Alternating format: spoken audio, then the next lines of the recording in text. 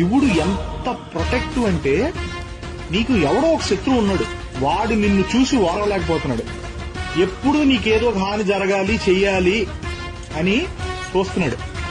నువ్వేమో రోజు శంకరుని పూజిస్తావు. శివుడు ఏమంటాడు తెలుసా అప్పుడు?